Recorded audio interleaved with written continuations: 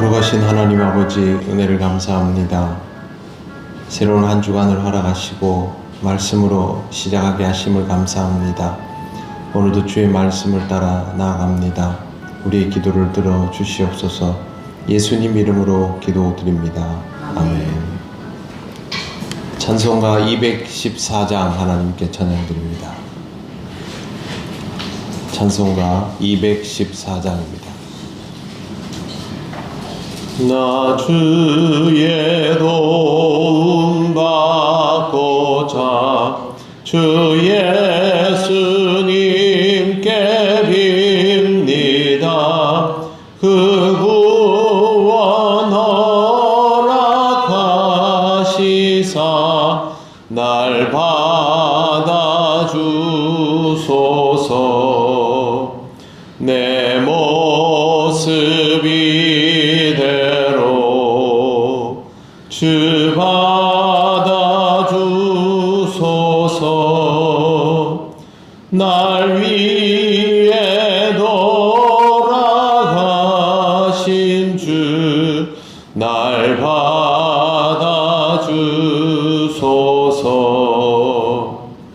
큰 죄에 빠져 영죽을 날 위해 피 흘렸으니 주 형상대로 빚으사 날 받아주소서. 내 모습 이대로 주 받아주소서. 날 위해 돌아가신 주 날 받아주소서. 내 힘과 결심 약하여 늘 깨어지기 쉬우니 주 이름으로 구원해 날 받아주소서. 내 모습 이대로 주 받아주소서. 날 위해 돌아가신 주 날 받아주소서.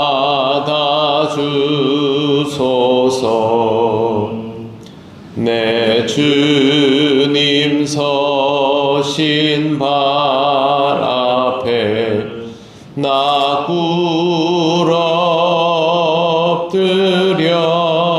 엎드렸으니 그 크신 역사 이루게 날 받아주소서. 내 모습 이대로 주 받아주소서.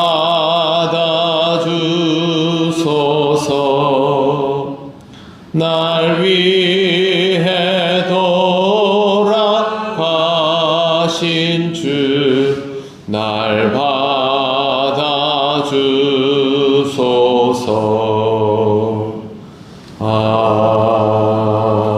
아멘. 하나님 말씀 이사야 28장 14절에서 19절입니다. 구약 성경 998쪽입니다. 28장 14절부터 19절까지 말씀 한 절씩 교독하겠습니다. 이러므로 예루살렘에서 이 백성을 다스리는 너희 오만한 자여, 여호와의 말씀을 들을지어다. 내가 아이를 이기는 사람과 변화했고 서로와 맹약하였으니 너는 자의 일로 우리에게 인식이 못하니 우리는 거짓을 회개나 삼았고 어린아이에게 우리를 숨겼으나 하는도다. 그러므로 주 여호와께서 이같이 이르시되 보라 내가 한 돌을 시온에 두어 기초를 삼았노니 곧 시험한 돌이요 귀하고 견고한 기초돌이라 그것을 믿는 이는 다급하게 되지 아니하리로다. 나는 정의로 사냥으로 삼고 공의로 전투로 삼았노니 우박이 거짓의 피난처를 소탕하며 물이 그 있는 곳에 넘칠 것이죠. 너희가 사망과 더불어 세운 언약이 패하며 수월과 더불어 맺은 맹약이 서지 못하여 넘치는 재앙이 밀려올 때에 너희가 그것에게 밟힘을 당할 것이라.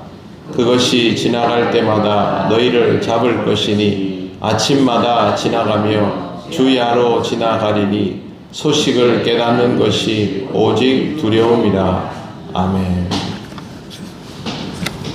네, 오늘 말씀은 먼저 이러므로 라는 표현부터 해석이 되어야 합니다.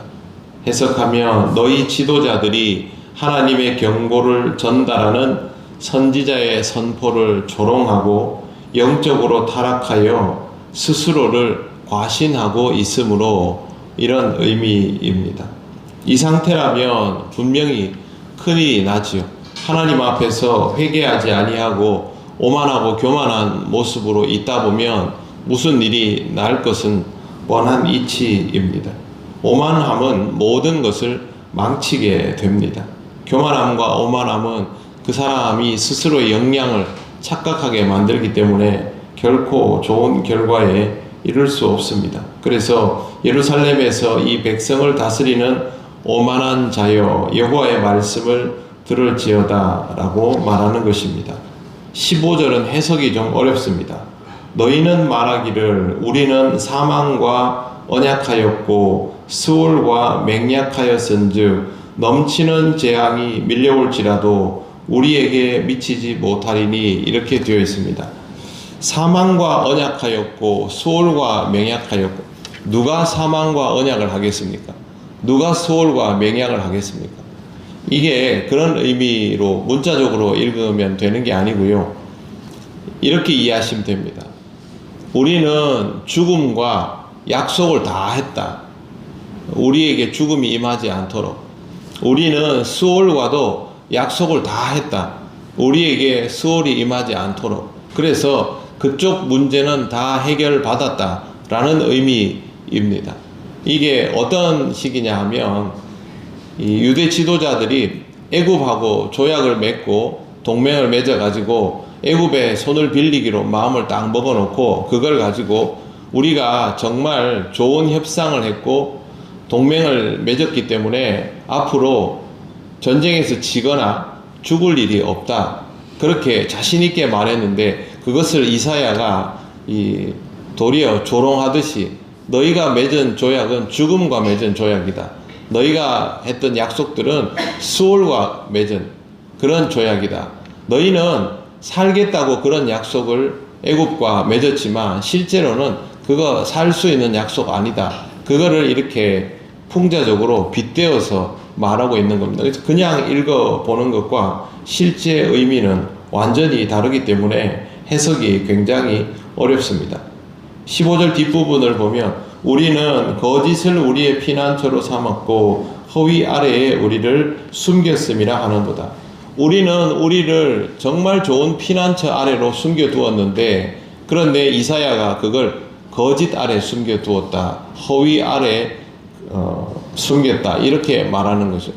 그러니까 유대 지도자들이 자기들 나름대로 전략을 짜고 정치적인 동맹을 맺으며 아수르와 상대할 수 있는 모든 준비를 마쳤다고 자신하고 있을 때에 이사야가 들어가가지고 잘못되었다고 막 얘기를 하니까 이사야를 조롱하고 나서 했던 말이 우리는 우리가 해야 될 방비를 다 했다. 무슨 헛소리냐. 이렇게 말했는데 이사야가 그걸 보고 너희가 했던 거 다 죽음과 한 약속, 음부와 한 약속, 헛된 것 아래에다가 너희 자신을 숨기고 그렇게 했다라고 말하는 겁니다. 정말 의미 없는 행동들을 반복했다라는 것이죠. 하나님을 의지하지 않고 세상의 힘과 권력과 물질이나 이런 것들을 의지하는 상황에서 보면 자기의 선택이 굉장히 좋은 선택이라고 생각할 때가 있습니다. 우리도 뭘 하다가 우리 스스로의 판단과 결정에 대해서 이 정도면 참 잘한 거 아닌가 라는 생각을 할 때가 있지 않습니까? 한 나라의 지도자들끼리 모여서 머리를 맞대서 그렇게 내린 합의된 결정이 자기들 나름대로 보기에는 얼마나 대단하고 전략적인 결정이겠습니까? 스스로에 대해서 충분히 그렇게 생각할 때가 있지요. 그러나 이거는 하나님 앞에 비추어 봐야 합니다. 하나님이 보시기에는 전혀 아닐 수 있는 것이죠. 우리는 살기 위한 결정이지만 하나님 보시기에는 죽음을 향한 결정이죠. 우리는 성공하기 위해서 내린 결정이지만 하나님 보시기에는 실패할 수밖에 없는 결정인 것이죠. 유대의 모습이 그렇고 사실 우리 인생의 모습이 다 그렇습니다. 그렇기 때문에 하나님은 이걸 그대로 두지 않습니다. 그러므로 16절 보십시오. 그러므로 주 여호와께서 이같이 이르시되 보라 내가 한 돌을 시온에 두어 기초를 삼았노니 곧 시험한 돌이요 귀하고 견고한 기초돌이라 그것을 믿는 이는 다급하게 되지 아니하리라. 온 세상이 잘못된 길로 가고 미쳐 돌아가도 하나님은 어디에서 기준을 딱 잡습니다. 기초를 놓습니다. 그리고 17절 나는 정의를 측량줄로 삼고 공의를 저울추로 삼으니 라고 되어 있습니다. 이렇게 건축으로 이해하시면 됩니다. 운동장이 기울어져 있습니다. 땅이 기울어져 있어서 사람들이 그 기울어져 있는 것을 깨닫지 못하고 그 기울어진 것을 평평한 줄 알고 건축물을 지으면 삐딱하게 되겠죠. 그런데 하나님께서 거기에 기초돌을 하나 딱 놓습니다. 그리고 그 위에다가 17절 정의를 측량줄로 공의를 저울줄로 삼아가지고 하나님이 놓은 기초돌에 맞추어서 측량을 하는 것이죠. 줄을 세우는 거죠. 그러면 이 건축물이 지어져 올라가는 것이 바른 것인지 삐딱하게 된 것인지를 알 수 있지 않습니까? 하나님이 그렇게 해서 기준을 딱 잡고 측량을 해 들어가기 시작하면 잘못된 것들은 바로 드러나게 되어 있다라는 겁니다. 그리고 그 잘못된 것들에 대하여서는 하나님께서 분명히 합당한 처우를 하십니다. 18절 너희가 사망과 더불어 세운 언약이 패하며 수월과 더불어 맺은 맹약이 서지 못하며 넘치는 재앙이 밀려올 때에 너희가 그것에게 밟힘을 당할 것이라. 실제로 유다의 모든 준비는 완벽하게 파괴되고 나라는 철저히 짓밟히게 되었지요. 아수르와 바벨론에게 고통당했는데 19절 말씀 같이 한번 읽겠습니다. 그것이 지나갈 때마다 너희를 잡을 것이니 아침마다 지나가며 주야로 지나가리니 소식을 깨닫는 것이 오직 두려움이라. 아멘. 지나갈 때마다 너희를 잡을 것이니 계속해서 우리를 잡을 거라는 겁니다. 유대민족을 잡을 거라는 거죠. 아수르의 공격이 끊이지 않을 것이다 라는 말이고 그것도 아주 구체적으로 아침마다 지나가고 주야로 지나가고 그럼 무슨 뜻입니까? 계속 지나간다는 거죠. 끝나지 않는 고통이 그들에게 임할 것인데 19절 마지막에 보시면 깨닫는 것이 오직 두려움이에요. 고통이 계속 경험된다는 뜻입니다. 실제로 유다와 애굽을 아수르가 정복합니다. 그런데 유다를 정복하는데도 굉장히 오랜 시간이 걸렸죠. 포위해놓고 풀었다가 또 포위하고 그렇게 했는데 애굽을 공격하는데 30년이 걸렸습니다. 그러면 아수르가 애굽을 그냥 공격하겠습니까? 계속 유다 앞을 지나가면서 하는데 이 작은 유다를 내버려 두고 갈 리가 있습니까? 계속 괴롭게 하면서 지나가는 겁니다. 그러니까 유다는 국가 전체가 애굽의 포위망에 사로잡힌 거나 다름없는 고통 속에서 살다가 끝내는 회복되지 못하고 또 다른 강대국에 막혀서 망하게 되는 거죠. 하나님의 말씀을 기준 삼지 않고 자기들의 선택에 만족했던 이 민족의 지도자들로 인하여 민족 전체가 끝도 없는 고통 속에 그렇게 신음하다가 결국 나라가 망하는 것을 보게 되었습니다. 두 가지를 보십시오. 하나님의 말씀이 기준이 되지 않으면 결국에는 이런 상황에 처하게 된다는 것. 하나님은 그 일을 하시기 전에 기준을 바로잡고 그것을 측량하여서 잘못된 것을 분명하게 알리시고 이 일을 처리하신다는 것. 이게 하나님께서 심판하시는 방법입니다. 우리는 이 말씀을 무겁게 받아들이며 언제나 우리 자신의 선택과 판단이 아니라 하나님의 기준에 맞추어서 모든 것을 판단하는 지혜로움과 겸손함이 있어야 할 것입니다. 이번 한 주간도 말씀을 잘 기억하시고 하나님 앞에서 겸손하고 지혜로운 백성으로 살아가시기를 바랍니다. 기도드리겠습니다. 하나님 감사합니다. 유다민족의 어리석음이 우리의 어리석음이 되지 않게 하시고 우리 스스로 교만함과 오만함을 내어놓으며 하나님 앞에 겸손하고 지혜로운 백성의 삶을 살게 하여 주셔서 하나님께서 저울추로 측량하실 때 거기에 합당한 믿음의 사람들로 세워지게 하여 주시옵소서. 무더운 시간들이 계속되고 있습니다.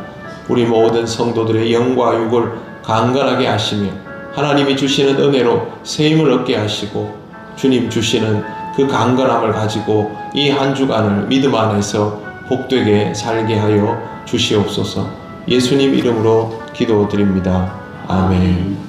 하늘에 계신 우리 아버지, 아버지의 이름을 거룩하게 하시며 아버지의 나라가 오게 하시며 아버지의 뜻이 하늘에서와 같이 땅에서도 이루어지게 하소서.